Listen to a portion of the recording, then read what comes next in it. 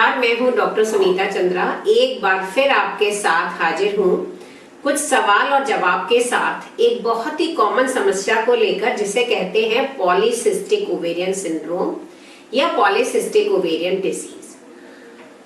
तो ये बहुत ही कॉमन डिसऑर्डर है और आजकल का पाया जाने वाला सबसे ज्यादा कॉमन है। स्पेशली यंग गर्ल्स में माएँ बहुत ज्यादा परेशान हो जाती हैं जब उनके बच्चों के पीरियड्स लेट हो जाते हैं, समय पे नहीं आते हैं। तो मैं बात कर रही हूँ पीसीओएस, पॉलीसिस्टिक ओवेरियन सिंड्रोम। ये क्या है?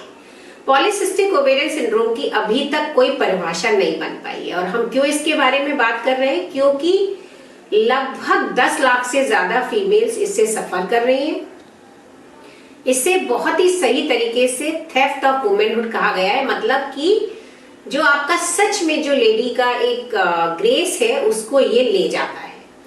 तीसरा ये कि यदि एक बहन को है तो दूसरी को होगा, माँ को है तो बेटियों को होगा, तो जेनेटिक भी है, इसलिए हम लोग इसके बारे में ज्यादा बॉदर्ड। पॉलीसिस्टिक ओवेरियन सिंड्रोम कैसे डायग्नोज करते हैं, कब शुरू होता है, क्या कर सकते हैं, इसी के बारे में मैं बात करूंगी। क्योंकि ये बहुत बड़ा सब्जेक्ट है तो मैं आज थोड़ी बातें आज करूंगी और फिर कुछ और सवाल जवाब के साथ दोबारा हाजिर होंगी। तो पॉलीसिस्टिक ओवेरियन सिंड्रोम हम कब डायग्नोज करते हैं? तो ये 10 साल से लेके जब पीरियड शुरू होता है, इवन जब शुरू नहीं भी हुआ होता है उससे पहले ही इसके सिम्टम शुरू हो जाते हैं। जैसे कि वजन बढ़ना, 10 साल की बच्ची है, 12 साल की, और वजन है 60 किलो 70 किलो, या हेयर ग्रोथ बहुत ज्यादा है फेस पे, लेग्स पे, पेट पे, या पिंपल्स बहुत ज्यादा आ रहे हैं फेस पर, कमर पे, कंधे पर, आगे चेस्ट पर, नेक पर, तो आप समझ जाइए कि इसमें बहुत ज्यादा चांसेस हैं कि ये बच्ची पॉलीसिस्टिक ओवेरियन सिंड्रोम की पेशेंट हो सकती है। अब इसमें ये है कि ज्यादातर माएँ जानना चाहती हैं कि डॉक्टर साहब ये मेरे बच्चे को क्यों हुआ। तो क्यों का जवाब तो बहुत मुश्किल है, अभी तक नहीं मिल पाया है। जेनेटिक प्रीडिस्पोजिशन देखा गया है, जो ओबीज हैं, मोटे लोग हैं, उनमें ज्यादा देखा गया है, लेकिन इसका जो मेन सिम्टम्स है वो है मेंस्ट्रुअल इरेगुलरिटीज, मतलब अनियमित पीरियड, मासिक समय पे नहीं आता है, कभी 2 महीना, कभी 3 महीना, कभी 6 महीना। अभी एक पेशेंट देखी, उसको 1 साल से पीरियड नहीं आया, उसको बिना दवा के पीरियड आता ही नहीं है और उसने 1 साल से दवा नहीं खाई तो पीरियड नहीं आया है। दूसरा हाइपर एंड्रोजेनिज्म, मतलब जो हार्मोन आपकी बॉडी में कम होना चाहिए वो ज्यादा हो जाता है, जिसकी वजह से हेयर जहां नहीं चाहिए वहां ग्रोथ ज्यादा होती है, सर के बाल कम होने लगते हैं, जगह जगह पिंपल्स होते हैं, एक्ने भी बहुत ज्यादा वाले होते हैं, जैसे पस बन जाता है, और पैरों पर बाल, कमर पर बाल, पेट पर बाल ज्यादा होते हैं। टिपिकली नाभि के नीचे का हिस्सा ज्यादा भारी होता है, तो उसको कहते हैं सेंट्रल ओबेसिटी।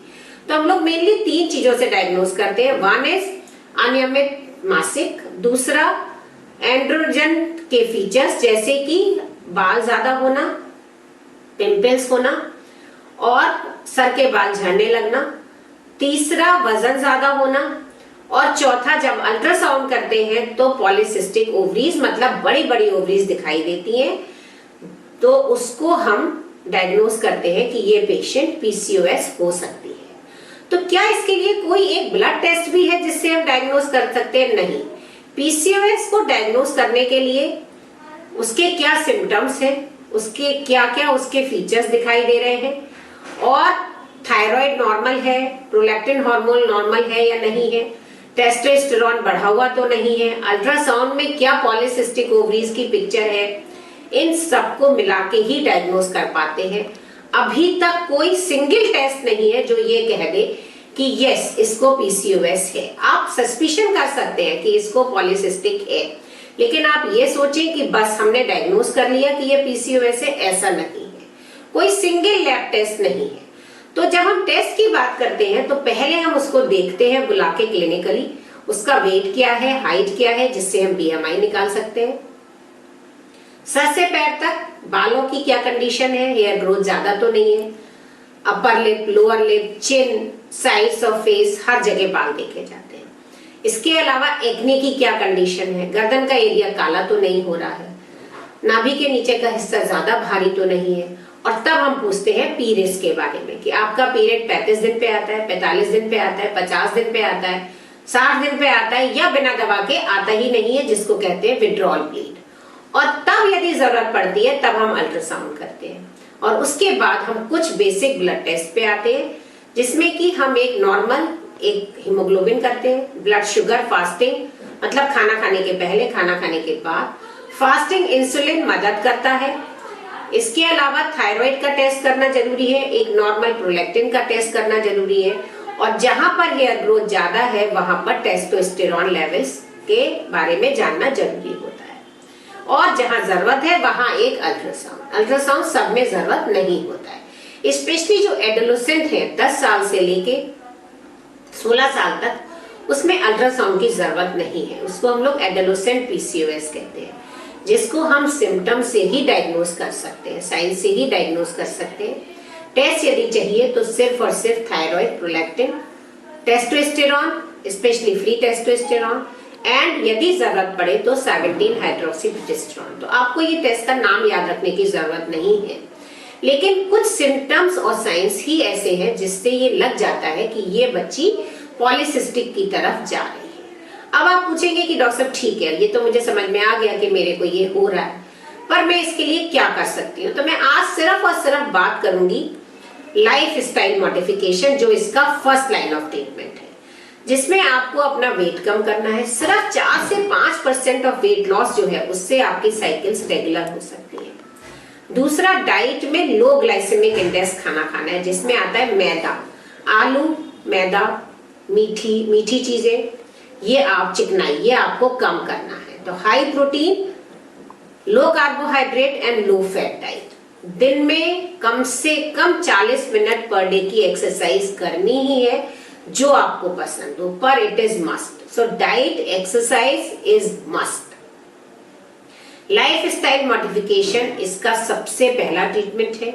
इसीलिए कुछ ऐसी दवाइयां हैं जो हार्मोनल नहीं है लेकिन फिर भी काम करती हैं, जैसे कि मेटफॉर्मिन, जैसे कि इनोसिटॉल्स, क्योंकि ये सिर्फ और सिर्फ इंसुलिन लेवल को कम करते हैं, थोड़ा सा आपका वेट रिडक्शन में भी मदद करते हैं।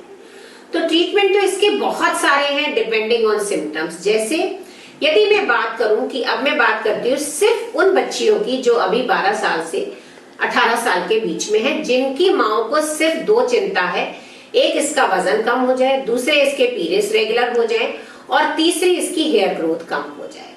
क्यों? क्योंकि अभी उनको कोई प्रेगनेंसी नहीं करनी, अभी उनको शादी नहीं करनी। तो ये हम लोग इंडिविजुअलाइज्ड अप्रोच कहते हैं कि जिसको जो चाहिए ट्रीटमेंट उसी के हिसाब से होता है, क्योंकि polycystic ovarian disease is not a disease of 1 year और 2 years, it is a life long disease. So we'll talk in segments. आज हम सिर्फ इस पे बात करेंगे। तो जो बच्चे छोटे हैं, अभी 10 साल से 16 साल के 17 साल के बीच में हैं, उनके यदि साल में 6 पीरियड्स आ जाते हैं तो सफिशिएंट है। तो जरूरी नहीं है कि उनको हर महीने पीरियड आए। तो हम सिर्फ विड्रॉल ब्लीडिंग के लिए मेट्रोक्सीप्रोजेस्टेरोन 5 से 7 दिन के लिए देते हैं और उनको पीरियड आ जाता है। यदि उनका पीरियड 35 से 45 दिन का अपने आप आ रहा है तो हम नहीं देंगे, लेकिन यदि 2 महीने हो रहे हैं तो हम बिल्कुल देंगे, जिससे उनको साल में 6 से 7 पीरियड आ जाए।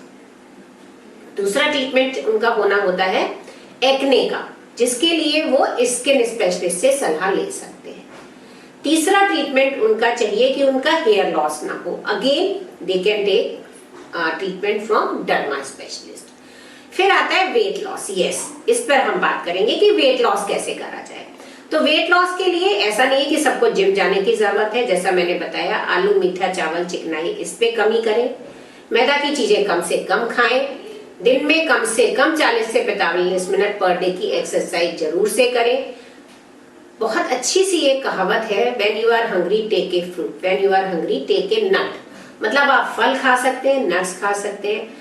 Don't go on carbohydrate. रोटी, चावल, पराठा, पूरी, बर्गर, ब्रेड की चीजें, ये सब कम से कम करनी होगी, जो बच्चों को सबसे ज्यादा पसंद है। तो you have to fix a day for that कि भाई ठीक है, हफ्ते में 1 दिन आप ये खाइए और 6 दिन आप थोड़ा सा खाना ऐसा खाइए जिससे वेट ना बढ़े। आपको एनर्जी तो मिले लेकिन आपको वेट नहीं बढ़ाना है, वेट आपको कम करना है, ठीक है। और यदि थायराइड बढ़ा हुआ आया है तो थायराइड को तुरंत नॉर्मल करना होगा, प्रोलैक्टिन बढ़ा हुआ आया है तो उसको तुरंत नॉर्मल करना होगा, और यदि एंड्रोजन्स बढ़े हुए हैं तो उसके लिए भी दवा दी जाएगी और देखा जाएगा कि एंड्रोजन बढ़ने की वजह कुछ और तो नहीं है। तो आज हम सिर्फ और सिर्फ एडोलेसेंट पीसीओएस पे बात कर रहे हैं। मेरी माओ से ये अपील है कि यदि बच्चियों का पीरियड इरेगुलर है तो जल्द से जल्द अपने डॉक्टर को दिखा के उसका ट्रीटमेंट शुरू करें, परेशान ना हो। और एक चीज और समझें कि इसका कोई कोर्स नहीं है कि डॉक्टर साहब 6 महीने चलेगा कि साल भर चलेगा, it's a life long disorder. और परेशान होने की कोई बात नहीं क्योंकि ट्रीटमेंट हर चीज का संभव है। नमस्कार।